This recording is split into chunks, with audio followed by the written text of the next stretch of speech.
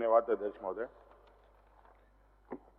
अध्यक्ष महोदय, आज मानसून सत्र का आखिरी पड़ाव है और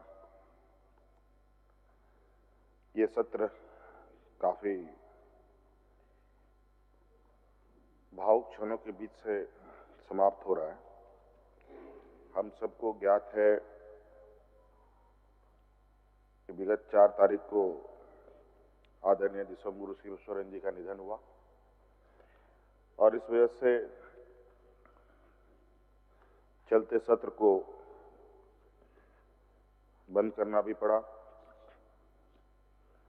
और ये फिर से उस अधूरे काम को हम लोग आज यहाँ संपन्न करने जा रहे हैं।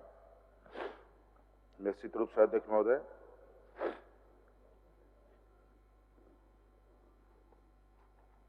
ये मानसून सत्र हम सभी लोगों के लिए काफी ही महत्वपूर्ण और ना भूलने वाला सत्र होगा, क्योंकि आज हम लोग एक ऐसे व्यक्ति को हम लोगों ने खोया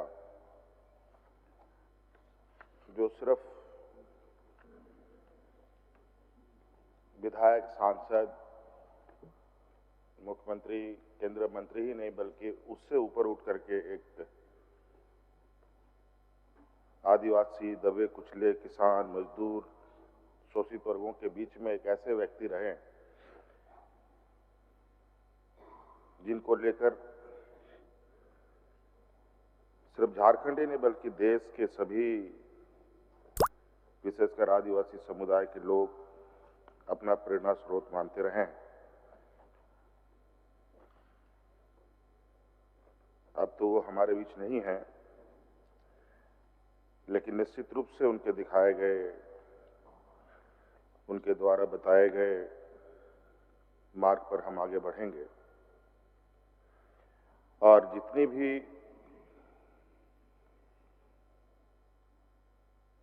आदरणीय दिसंगुरु शिबुसोरेन जी के विषय में कहा जाए बहुत कम होगा। इस राज्य को अस्तित्व दिलाना और झारखंड आंदोलन को एक मुकाम तक पहुंचाना बहुत आसान काम नहीं था अध्यक्ष महोदय। और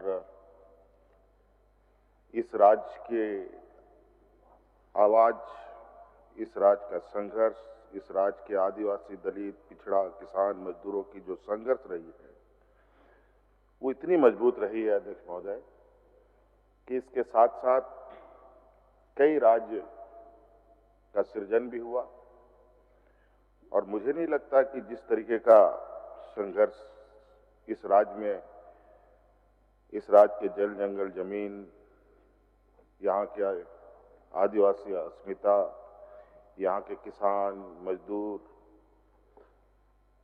अपने अधिकार के लिए संघर्ष किया, ऐसा संघर्ष कहीं और देखने को मिला। इस भावुक क्षण में ऐसे जब आदरणीय गुरुजी का निधन हुआ, 10-12 दिनों तक श्रद्धांजलि देने देश के अलग अलग कोने से, देश के बाहर से भी लोग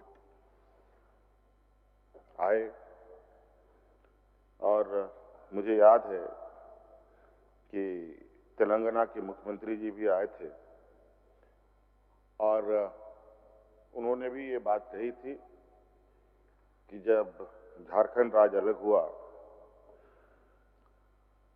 तत्पश्चात तेलंगाना में भी राज्य अलग करने की आवाज बुलंद हुई और वहां पर भी राज्य अलग करने के विषय को लेकर आदरणीय गुरुजी ने वहां के लोगों का भी मार्गदर्शन किया और आज हम सब के सामने है कि तेलंगाना भी एक अलग राज्य बना। तो कहीं ना कहीं आदरणीय गुरुजी की जो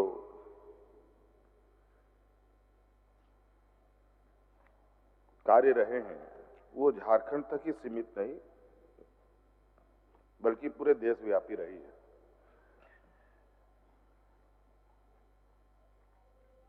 और हम सब लोगों ने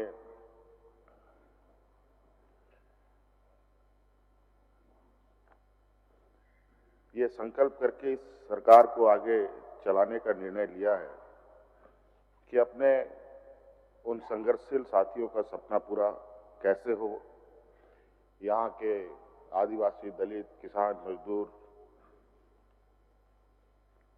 के लोगों का आर्थिक, सामाजिक सुधार कैसे हो, हमारी आने वाली पीढ़ी शिक्षा कैसे ग्रहण करे, बेहतर शिक्षा कैसे उपलब्ध हो, कैसे स्वास्थ्य सेवा उपलब्ध हो, कैसे बुजुर्गों को सम्मान मिले, कैसे इस राज्य के आंदोलनकारियों को सम्मान मिले। तो कई ऐसी चीजें हैं जिस पर सरकार आज संकल्पित होकर कार्य कर रही है। अध्यक्ष महोदय,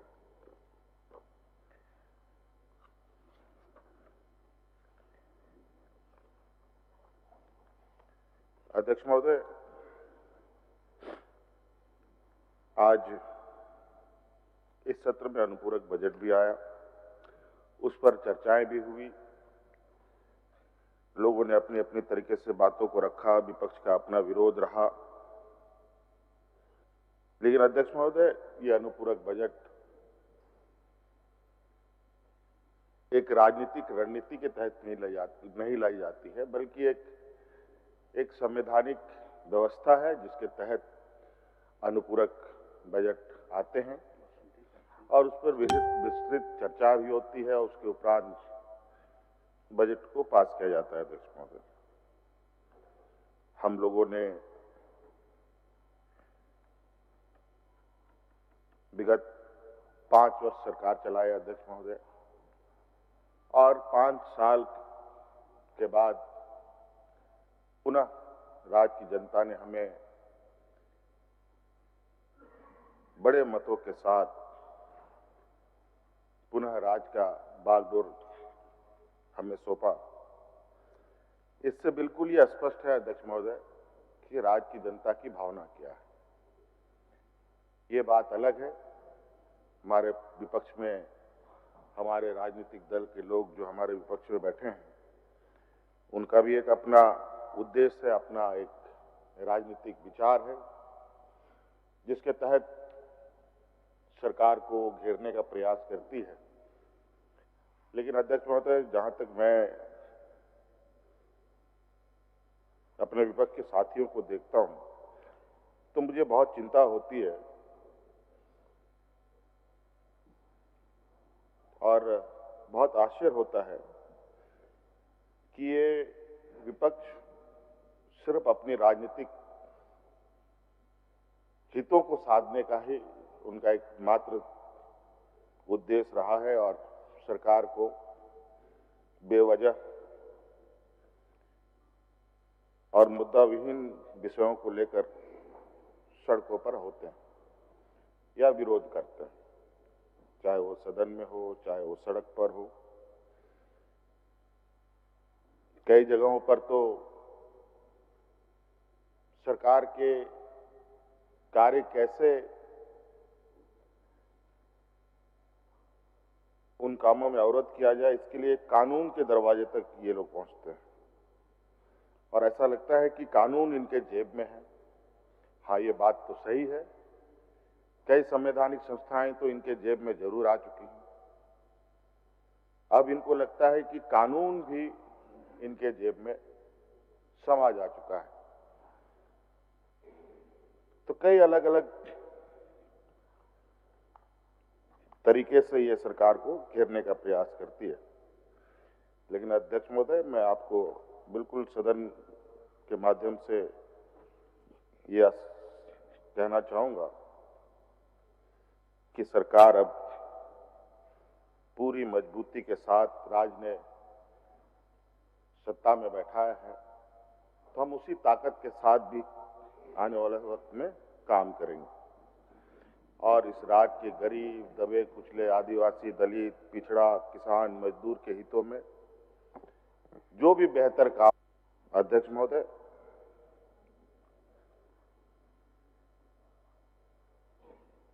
हमारी सरकार इस राज्य की जनता की सरकार है। हमने पहले भी कहा है, हमारी सरकार गांव से चलने वाली सरकार है। यहां के राज्य की जनता की भावना के अनुरूप सरकार योजनाएं बनाती हैं, उनके अनुरूप उनको धरातल में भी उतारती है। हमारे विपक्ष के लोग इस राज्य में विपक्ष में हैं, लेकिन इस देश में सबसे अधिक राज्यों में इनकी सरकारें हैं और इनके राज्यों की हालत देखें तो आप आश्चर्य करेंगे अध्यक्ष महोदय कि भारतीय जनता पार्टी शासित या उनके गठबंधन शासित राज्यों में वहां की स्थिति क्या है, वहां के आदिवासियों की स्थिति क्या है, वहां के दलितों की स्थिति क्या है, वहां के अल्पसंख्यकों की स्थिति क्या है, जो कमजोर वर्ग हैं उनकी स्थिति क्या है। आज ये लोग अपने को विश्व गुरु ये खुद को बनाना चाहते हैं या इस देश को बनाना चाहते हैं, ये समझ से परे है। मुझे तो नहीं लगता ये देश विश्व गुरु की ओर जा रहा है, लेकिन इनके राजनेता, इनके सहयोगी, इनके व्यापारी मित्र जरूर विश्व गुरु की उपाधि लेने की तैयारी में है। आज सत्र में आदरणीय दिसंगुरु शिबू सोरेन जी को देश के सर्वोच्च सम्मान प्रदान हो, इसके लिए अध्यक्ष महोदय सदन ने प्रस्ताव पारित किया। पद्मश्री का अध्यक्ष महोदय, बड़ा विचित्र है, हमने तो पारित कर दिया, लेकिन ये क्या करेंगे आने वाला समय में, चूंकि ये केंद्र में इनकी सरकार है। भारत रत्न, भारत सरकार, भारत रत्न, भारत रत्न का अध्यक्ष महोदय माफ कीजिएगा, क्योंकि केंद्र में इनकी सरकार है। क्योंकि ये बोलते जो हैं वो कभी नहीं करते और जो नहीं बोलते हैं वही काम ये करते हैं।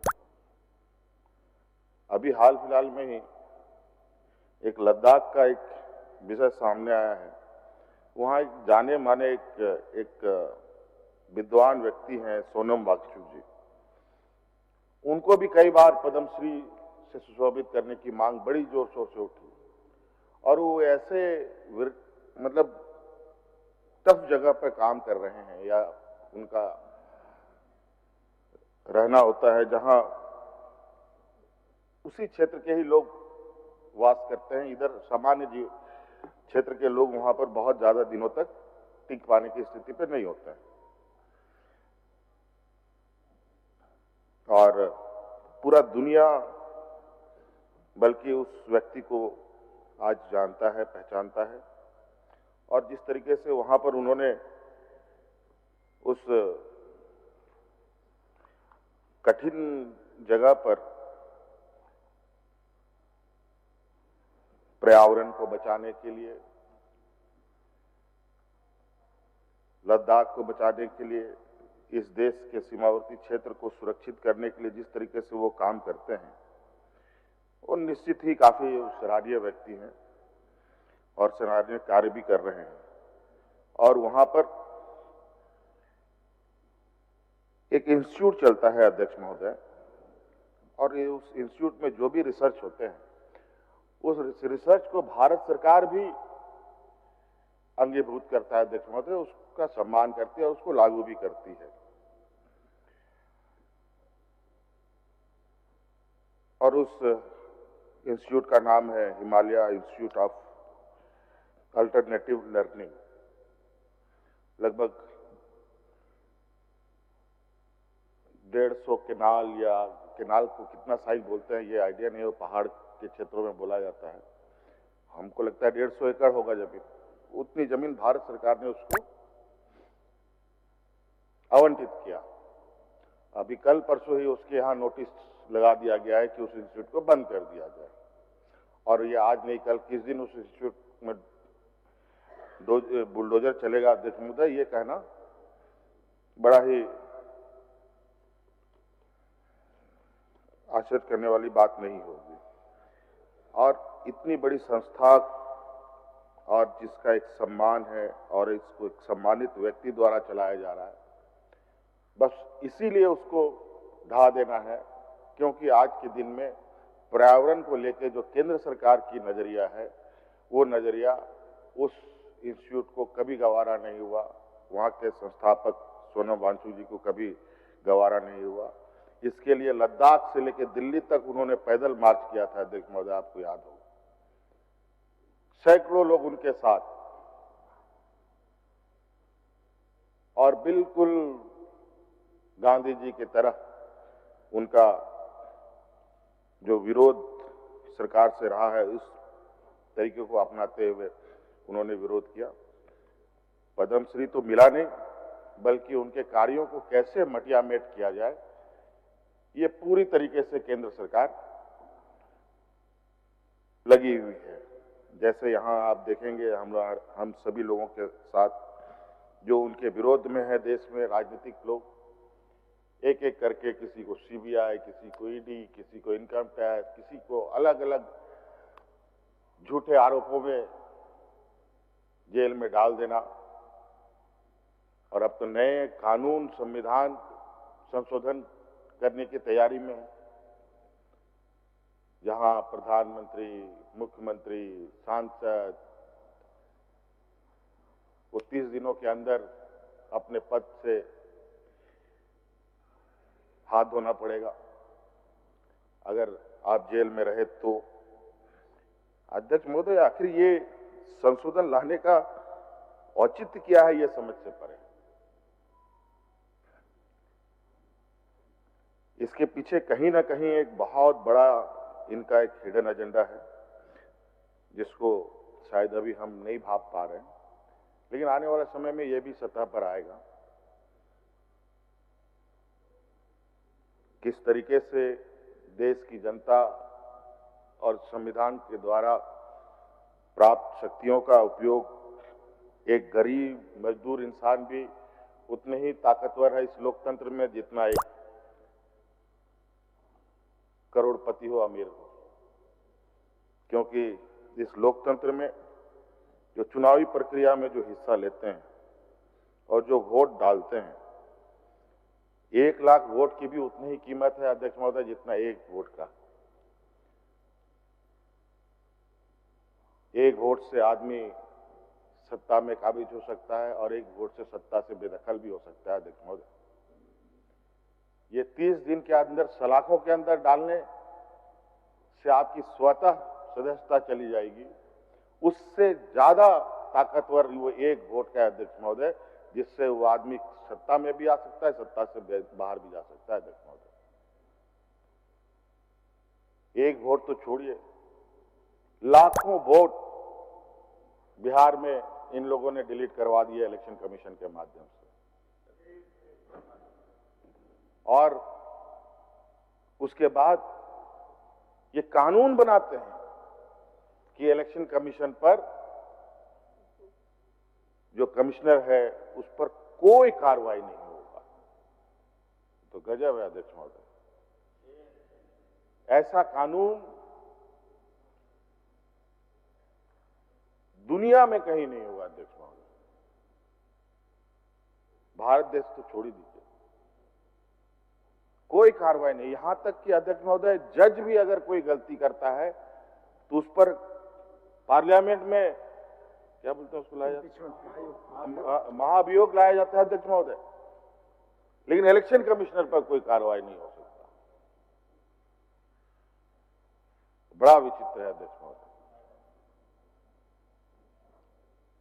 आज जिस तरीके से इनका जो सोच है अध्यक्ष महोदय, वो सोच इतना घृणित है। हर चीज सिर्फ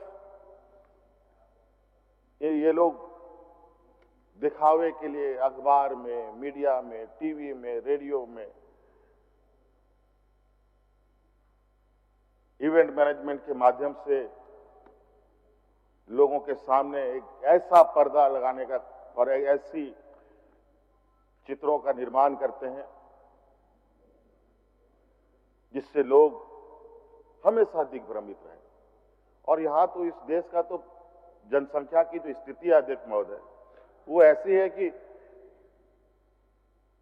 आधी आबादी तो बिल्कुल निरीह, कमजोर, दुनिया में क्या हो रहा है किसी को कुछ पता नहीं, और उसको जो दिखाया जाएगा वही सच।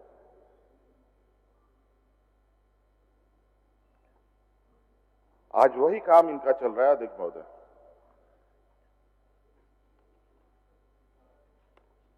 आज ये आदिवासी हितों की बात करते हैं। मुझे याद है पिछले कार्यकाल में भगवान बिरसा मुंडा जी की जयंती पर मैंने इस बात को पहले भी रखा था कि जयंती पर हम लोगों ने देश के राष्ट्रपति महोदया को मुख्य अतिथि के रूप में आमंत्रण दिया था, उन्होंने सहमति भी जताई थी, लेकिन आखिरी समय में उनका कार्यक्रम रद्द हुआ। क्यों हुआ, नहीं हुआ, ये बहुत स्पष्ट तौर पर सतही पर आ चुका है। और उसके बाद हमारे देश के प्रधानमंत्री जी ने भगवान बिरसा मुंडा जी के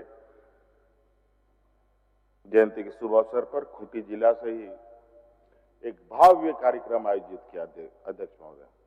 आदिवासी कल्याण को लेकर लंबा चौड़ा बजट बना करके देश के सामने ऐसा इन्होंने पत्ता फेंका, लगता है कि इसके बाद आदिवासी तो इस देश के सर्वोच्च स्थानों पर चुटकी बजाते पहुंच जाएंगे। आज पूछ लीजिए अध्यक्ष महोदय, पता कर लिया जाए कि उस दिन का ये घोषणा और उस दिन का कार्य योजना आज किस जगह पर है। आज फिर से ये तैयारी चल रही है, फिर से ये जुमलों का पिटारा खोलने की तैयारी में है, जहां फिर से आदिवासी, दलित, पिछड़ों को ठगने की तैयारी।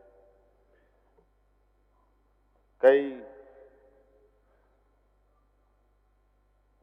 झारखंड अध्यक्ष महोदय, इस राज्य को तो लोग वैसे सोने की चिड़िया कहते हैं, और सही में है भी अध्यक्ष महोदय। आज इस राज्य ने देश को क्या क्या नहीं दिया, क्या नहीं दिया अध्यक्ष महोदय, और इस राज्य को मिला क्या। मात्र हेमंत सोरेन सरकार की ओर से 2,500 रुपए 50% राज्य की महिलाओं को, और क्या मिला अध्यक्ष महोदय। आज इस देश के खनिज संपदा से कई लोग अरबपति खरबपति बन गए, कई राज्य जगमगाने लगे। क्या हम देश का विकास चंद राज्यों को देखें, दिल्ली, मुंबई, महाराष्ट्र, इन्हीं राज्य को देख के हम कह सकते हैं क्या ये झारखंड का विकास है? कभी नहीं अध्यक्ष महोदय।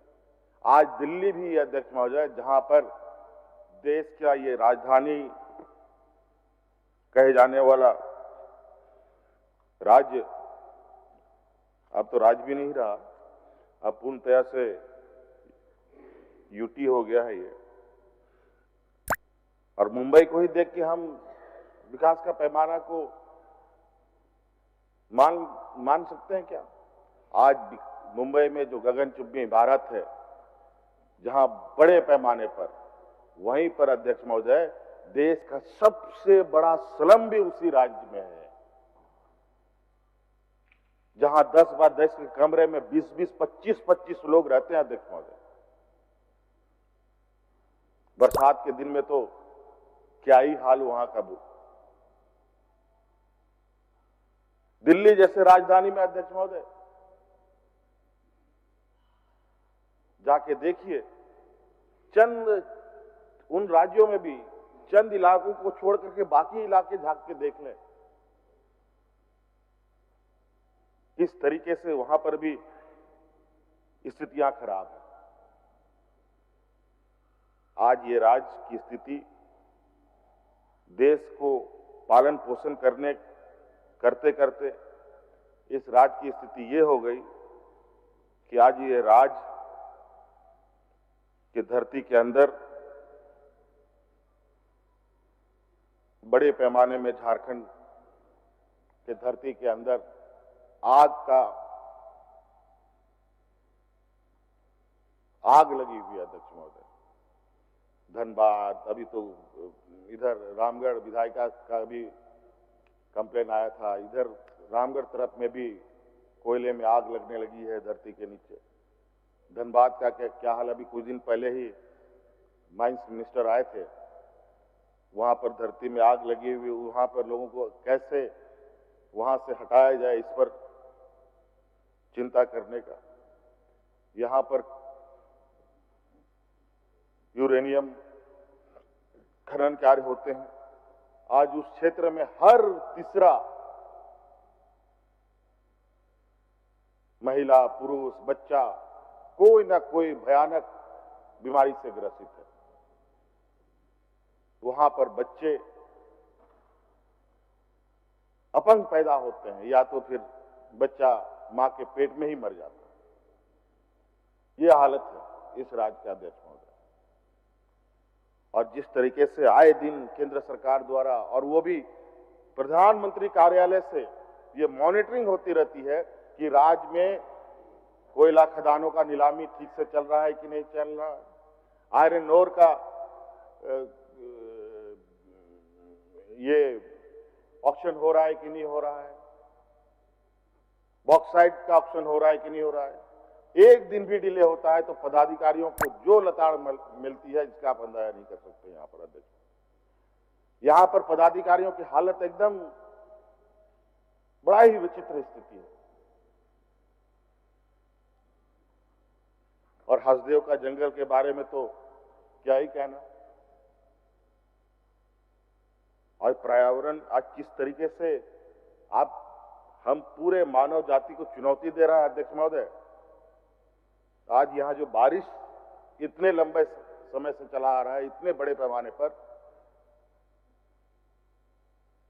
ये सिर्फ और सिर्फ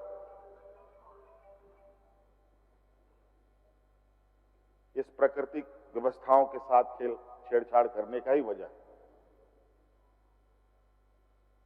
आज सब इतने मंदिर, मस्जिद, बड़े बड़े हमारे तीर्थ स्थल हैं, वहां की स्थिति का नजारा देखिए। वहां कोई आज के दिन में राम राम बोल बम की नारे नहीं बोलता, आज के दिन में बचाओ बचाओ के नारे बोलता है। देखो ये हालत है।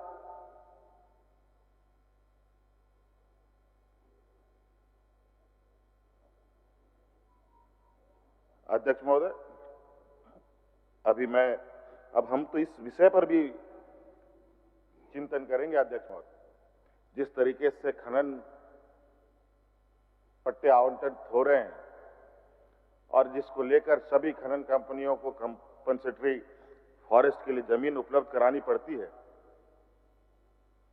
पता चला कुछ दिनों के बाद इस राज्य में या तो खनन कार्य हो रहे हैं या तो बाकी फॉरेस्ट एरिया है, यहां के आम लोगों को रहने का जगह ही नहीं। 60% क्षेत्र हमारा इस राज्य में जंगल झाड़ से आच्छादित है अध्यक्ष महोदय। मात्र 30% की जगहों पर ही हम विचरण करते हैं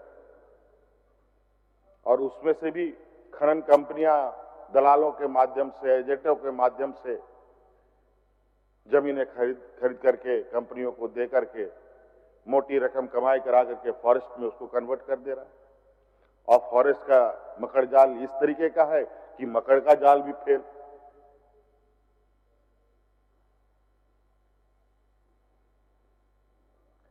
तो कई ऐसी चीजें हैं अध्यक्ष महोदय। आज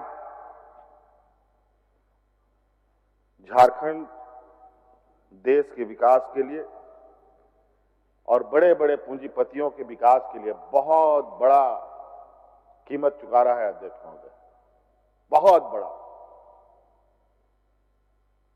इसके लिए आज हमें सिर्फ 5 साल नहीं, आने वाला 30 साल 40 साल के लिए कार्य योजना बना करके आगे बढ़ने की आवश्यकता है अध्यक्ष महोदय। और हमारे विपक्ष बिल्कुल बगुलों की तरह हमारे हर कदमों पर ये नजर रखते हैं कि कहां कैसे इसको यहां के लोगों के जो हम लोगों की इस सरकार का जो विश्वास है, उस विश्वास को कैसे आम जनों के हाथ से छीन ले, इसको लेकर आए दिन कुछ ना कुछ षड्यंत्र करते रहते हैं। अभी बहुत सारी चीजें आप देखे होंगे घटना में, कुछ कुछ चीजें आज देख लीजिए अध्यक्ष महोदय। राज्य में,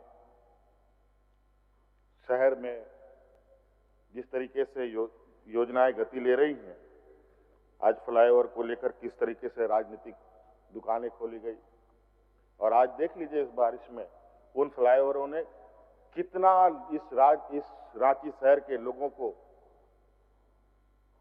राहत पहुंचाई अध्यक्ष महोदय। और आज अभी हम लोग विचारों में ही हैं, और आज एक रिम्स 2 के नाम पर राजनीतिक रोटियां सेकी जा रही है।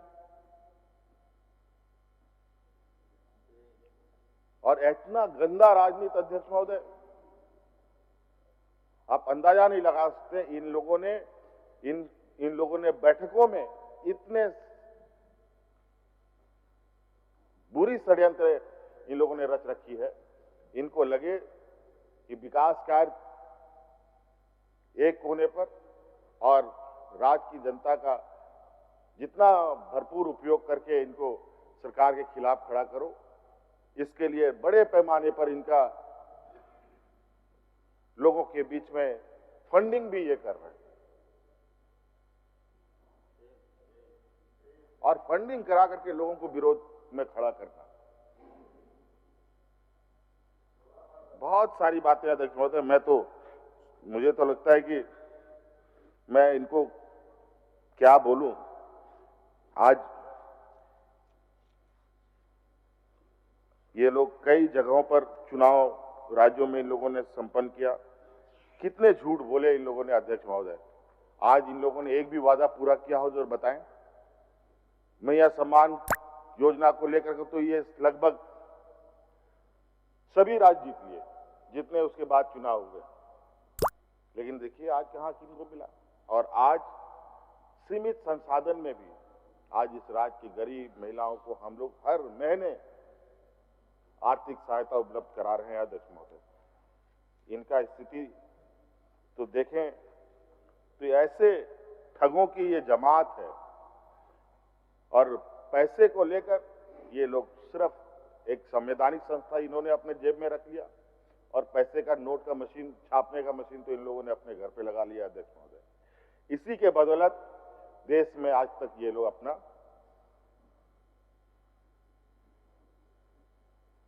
तूती बुलवाने में लगे हैं। लेकिन जनता की अदालत सबसे मजबूत अदालत है। अगर जनता को समझ में आया कि यह झूठ और सच के बारे में फर्क पता चला, तो अच्छे अच्छे लोग उनके इस आक्रोश को भाजन बढ़ना पड़ता है। अध्यक्ष महोदय, अभी तो बिहार के चुनाव की जो स्थिति बन रही है, वोटरों का जो अधिकार छीना जा रहा है, वो तो अलग ही है। अभी एक हमने पेपर में पढ़ा अध्यक्ष महोदय, सब जो भी चीजें देखेंगे तो आप गुजरात और इन्हीं सब जगहों से ही उठ के आता है। और गुजरात में अध्यक्ष महोदय फर्जी राजनीतिक दल बनाए जाते हैं, फर्जी, और उन कंपनियों में चंदा आता है 1-2 हजार रुपए ने अध्यक्ष महोदय। 10 गुमनाम ऐसे दलें चिन्हित हुए हैं अध्यक्ष महोदय, जहां 4,300 करोड़ रुपया उनको दान में मिला अध्यक्ष महोदय, और खर्च कितना किया अध्यक्ष महोदय? मात्र 25-26 करोड़ रुपया अध्यक्ष महोदय, नहीं 25-26 करोड़ रुपया मात्र, और दिखाते हैं कितना 3500 करोड़ रुपया हमने खर्च किया। सभी पार्टियों के नाम भी है। तो कई ऐसी चीजें हैं अध्यक्ष महोदय, और सब गुजरात का पार्टी है अध्यक्ष महोदय, कहीं बाहर का नहीं है। मैं तो बोल रहा हूं सब गुजरात से ही क्या ऐसी चीजें उठ के आती है अध्यक्ष महोदय जो आपको आश्चर्यचकित करेगा। और इन लोगों ने विकास का जो पैमाना खींचा है अध्यक्ष महोदय, जिस तरीके से पुल पुलिया सड़क बनाया है, जिस रफ्तार में बनाया है अध्यक्ष महोदय, उससे कई गुना रफ्तार में इस बारिश में उनके सारे योजनाएं ढह के जमीन धराशायी हो चुके हैं अध्यक्ष महोदय।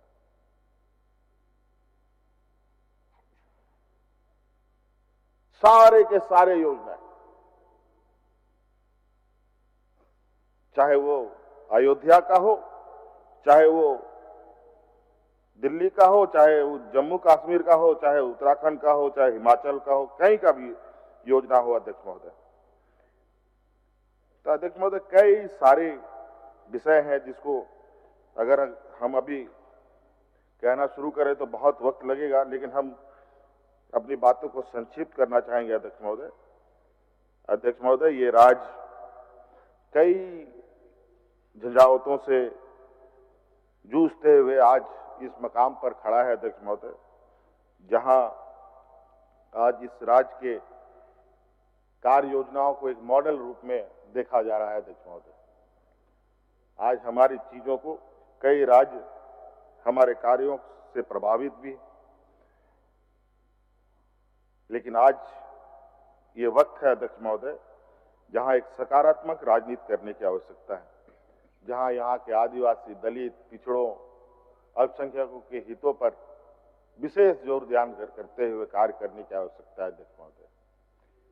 हमारे विपक्ष के लोग झारखंड के जनप्रतिनिधि है अध्यक्ष महोदय, ना कि दिल्ली, मुंबई, गुजरात के जनप्रतिनिधि हैं, और इनका कर्तव्य बनता है अध्यक्ष महोदय कि सबसे पहले उनको झारखंड हित में विचार करना चाहिए, ना कि इनके व्यापारी मित्रों के हित में विचार करने की आवश्यकता।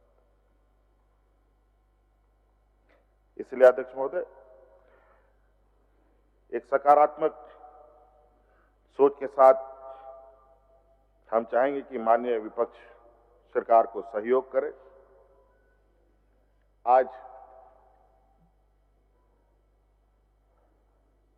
हम चाहते हैं कि इनका एक सकारात्मक सोच भी आए, तो हम निश्चित रूप से उनके विचारों को ग्रहण करेंगे।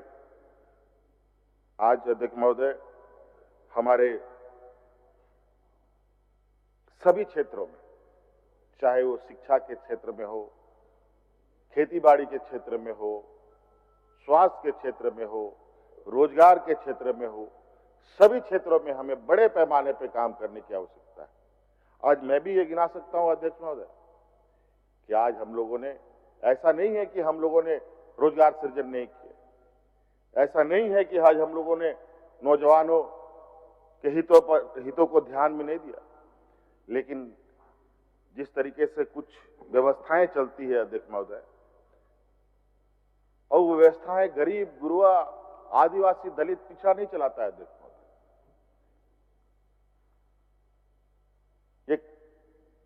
एक सरगना, एक गिरोह के रूप में कुछ कार्य चलते हैं पूरे देश के पैमाने में, जहां अलग अलग जगहों पर अलग अलग